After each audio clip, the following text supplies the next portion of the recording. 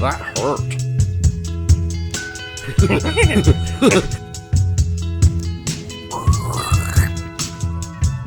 More verticality.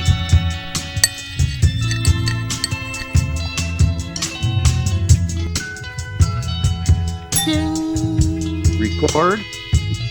Should have improv this. Yeah, right before I coughed, or right after I coughed. So that was perfect. I am getting better, people. More healthy. And I can start to taste food now. So that's good. And thank God, because I'm a eating foodie. Brussels sprouts all week long. I actually like Brussels sprouts with pork, like a pork chop. It's really good. That's sort of a German thing, though. I like a pork chop with another pork chop.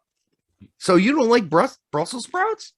I mean, I don't have anything against them. Dude, you put those on the grill or you pan fry those with some butter and you put them next to a pork chop, you got a meal.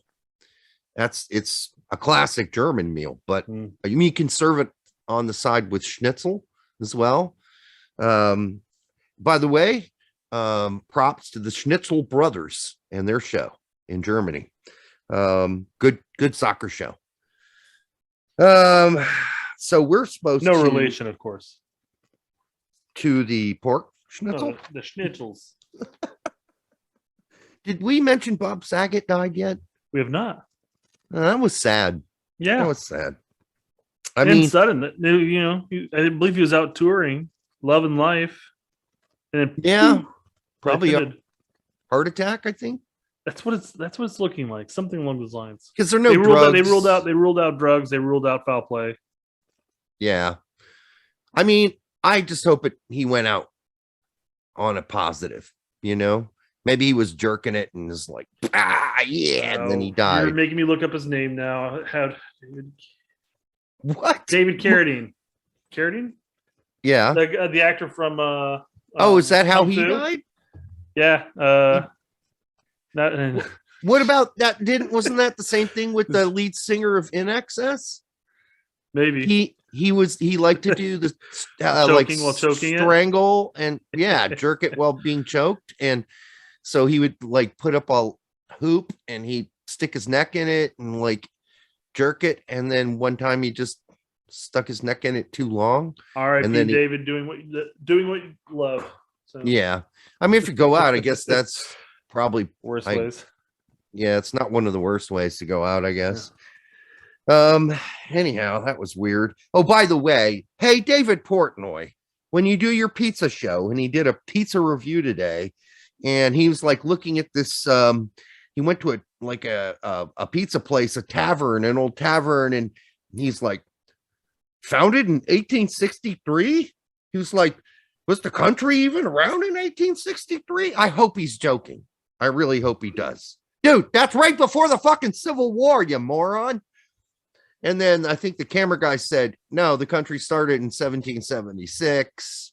And Dave's like, oh, okay. Yeah, okay. Yeah. But then he said it again. So hopefully he's joking. The 1863 is an old place. That's a long time for a pizza place to be around. So that's why I can understand. He's like, I didn't even know they had pizza in 1863. But don't tell me you don't know the country was already started by 1863. Assuming East Coast somewhere? Huh? Assuming East Coast somewhere? Yeah, New Jersey somewhere. Gotcha. I don't know. I just love his pizza stuff because I'm a pizza fanatic. So not a big fan of the Bloomington pizzerias, though. No, he hated on every single pizza place in Bloomington. In fact, dude, your problem was you weren't drunk and watching a sports event. So, and then I understand he did some other places too, and they haven't even put them out yet because they were so bad. Oh. Like he did a few other spots in Bloomington, but they're like, let's stop hammering. This hot box pizza. Yeah, they're like, let's stop hammering Pizza Bloomington. Hut. That sounds like they know what they're talking about. Man, I love pizza, and I'm so glad I can taste now. So we are doing the questions. Miles, let's start with Miles. Let's let you read the tweet on Miles and the Gregg Berhalter conversation with Miles about going to Europe. So, and I know I'm going to butcher the name, but it's Felipe Cardenas. Sounds right to me. Sorry if I butchered your name. I don't think you did. But take it to heart that if I'm actually saying your name and I take the chance of butchering it, it's out of a place of love. Yes, absolutely. So he had posted a tweet saying Gregg Berhalter has had convos with Miles Robinson about staying in MLS or moving to Europe, adding, in quotes, a lot of the questions can be answered by speaking directly to Miles. Gregg Berhalter went on talking about how it's never going to be what I want. There is never an agenda that I push on my players. Wow. So real quick before we dive into all that, it continues because an avid listener of ours, Stevino, he says Gregg gives a really good answer here, and he tags Tactical and us. So I'm sure you guys are already trying to interview Miles to ask him this question. And then Felipe comes back and says, myself and other reporters in Atlanta have asked Miles Robinson that question several times. Miles is very happy in Atlanta with Atlanta United. He loves the city. Okay. Well, I mean, I love pizza, but I'm not going to eat it every day. And at some point, you know, if you do that, you get sloppy and fat. And I'm not saying that's what's going to happen to Miles if he stays in MLS, but he certainly, if he's just comfortable in MLS and doesn't care to move, I mean, I guess that's fine. Well, but it could be taken two different ways. I mean, he might generally be happy at Atlanta and has no intention of moving. Maybe he's looking to continue playing there and get that DP contract or a higher paying contract there. It's comfortable, you know, obviously it's home. Or maybe he's just being politically correct on it and saying, nah, you know, I don't think I'm happy here. I don't know, because Could be taken two ways. I don't know. I'm not the one that's interviewing, so I don't know. 3 rumors in the past. The rumors about Long moving, and Long came out and said, yes, I want to go. And they said, well, sorry, you're not. You're not going. Maybe reverse psychology. Maybe Miles looked at that and said, maybe if I say I want to stay, they'll send me away. Maybe I'll just shut up. But Miazga, same thing. Said he wanted to go. He went. Ream, I want to go to Europe. Went to Europe. You got to say it. You got to say it at some point. If you really want it, you got to say it publicly. Never heard him say it publicly. Nope. Never heard Zimmerman say it publicly. So I think Zimmerman's at a stage in his career right now that he's looking and saying, you know, I can play comfortably and get paid well enough here, and I'm a consistent starter. And I vie for a spot in the national team. I understand Zimmerman, he's old. Yes. But Miles, no, dude. You've got to strive for more at this point. You're too good to stay at Atlanta. You could be playing in a top 5 league. And I guess it all plays into the fact of what Gregg said. It's not necessarily what I want. No, Gregg's right. He's right. So the same thing should be applied to us fans too. We can sit here and scream to high heaven saying, Miles, you should be playing in Europe. You should be applying your trade there, getting better, improving, and continuing to start for the national team. But it's also possible similar players that have done well for the national team that opted not really to want to go to Europe until much later in their careers. Maybe he's Bessler. Beasler. Of course, we always made fun of his name because the way it's spelled, it's not Beasler, it's Bessler. Anyhow, in German it is. Yeah. So Beasler and Zusi were approached the same year by teams in Europe. I believe they were both championship teams at the time. And then they got DP offers from Kansas City, so they stayed. I don't think it necessarily hurt Zusi, but it certainly seemed to affect. Well, I mean, they both got World Cup games out of it. Yeah. So, I mean, it is what it is. And Miles might be looking at it saying, like, well, if I continue to push myself and I continue to work, I could be a contender for the roster. And if I continue to play well on the field, I'll continue to see the field. Yeah, I guess. And, you know, again, Gregg was right. It's all up to him. It's what he wants to do. Landon Donovan did it. I mean, although Landon, did go to Bayern for a while, did go to Everton twice later on to test himself, but a lot of people don't know. He went to Everton the first time during his first divorce. So he was just looking to get out of California and hoping for a while, for a brief moment, that he would just stay in Everton, stay in Liverpool and play there. Did pretty decent there. He did. The first go was really great. Okay. Let's see. Let's do this question. Is there a chance, this is from JLB74A, is there a chance for the U.S. men's national team to scoop up Malik Tillman? Yes, there is, because he's a forward attacking player. He's just now getting started playing for Bayern. I don't know if he's going to play again, through the season after all their injuries and Rona people are back. But he did get to play recently. Is he good enough for the German national team? Nah, probably not. He's good, but I don't think he's that good.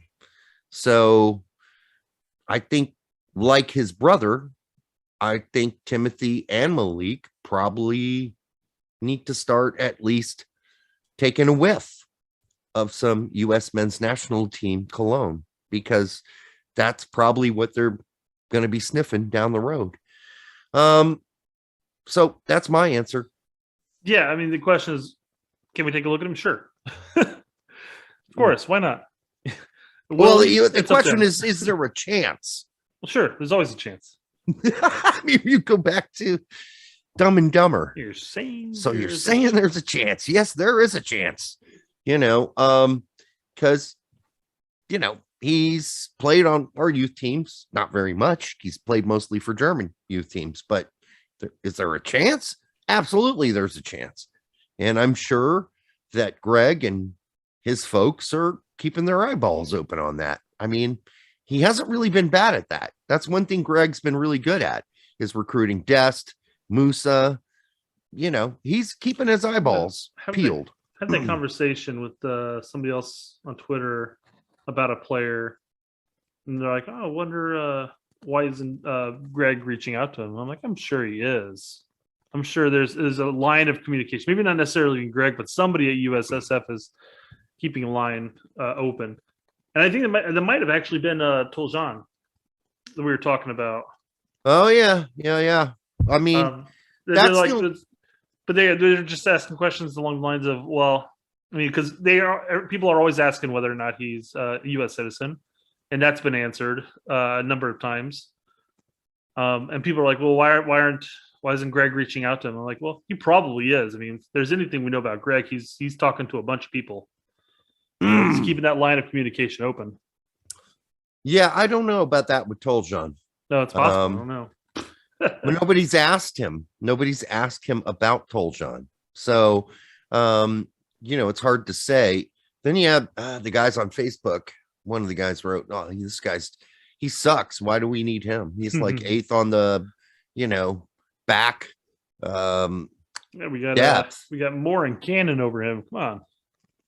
I mean, come on, really. Here's a guy like Scally who can be a left back or a right back. But let's say Scally gets the Rona, Robinson breaks his ankle. Who you got on left back? Vines? Bello? Is that what you want to do? Or does a guy who regularly plays and starts for Sassuolo in Serie A, he can't be that bad. He seriously cannot be that bad. And I've watched some of the games. He's not that bad. And then they're like, "Oh, have you read some of the, follower pages for the team? They can't stand this guy." I'm like, well, yeah, there's like a few vocal people who can't stand him. But there's a number of people who bitch about McKinney at Juventus. Yeah, Juve loyals, That's not how you need to judge this by. Just because there are 3 outrageous voices saying that he's a piece of shit doesn't mean he's an actual piece of shit. And go watch the video yourself. Not only that, but just because they're saying that he's a piece of shit at that club doesn't necessarily mean he'd be a piece of shit for us. He's still No. starting and playing consistently in Serie A. Yeah. I mean, Yep. it's a question mark. I've seen him play here and there just from the many Juventus games I've seen of recent years with McKinney and everything. I mean, I've watched before then too, but I don't necessarily think Toljan was there for that long. But regardless, he's starting consistently. He can't be complete garbage. There's no way. It's no way. And this whole conversation started way back when Weah and Toljan were both at Celtic. Mm-hmm. And I got a rumor through somebody who's really reliable who told me that they kind of joked around and kidded about playing for the U.S. men's national team in the future together. And they're teammates. That makes sense. Mm-hmm. Why wouldn't they giggle and chuckle about that? And, I don't think that Toljan is necessarily a citizen as of yet. I do know that he has, from the reports I know, has reached out to his father's family. His father's deceased, by the way, and made contact with them. And so, and then I guess apparently there might have been a DNA test to just verify. But listen, unless there's no interest from Gregg whatsoever, it really doesn't matter about what we think about Toljan or what you think about Toljan. Berhalter has to be interested in him. And people say, well, Jurgen approached him and he told Jurgen to go fuck himself. Well, that was like fucking years ago. People changed their minds. Jermaine Jones did. He played for the German national team. Then he changed his mind. It happens, folks. Mm-hmm. So he's still eligible if, in fact, the DNA test showed whatever the DNA test showed. Well, and that could also be the case. Berhalter may not necessarily be showing any interest because as of right now, it's not verified, and the citizenship may not necessarily have been stated or claimed. Well, no, just because I mean, he still would have to file for it through his dad in the end, wouldn't he? Berhalter would have to call Toljan and say, "Listen, dude, I really want you to be in the discussion for our back positions. So, can you please clarify your status so we can actually start talking about it?" And I suspect somebody up in USSF is or will or has. I don't necessarily know if it'll be Berhalter that comes out and reaches out to him. I just wish somebody would ask him that question. Berhalter. Yeah.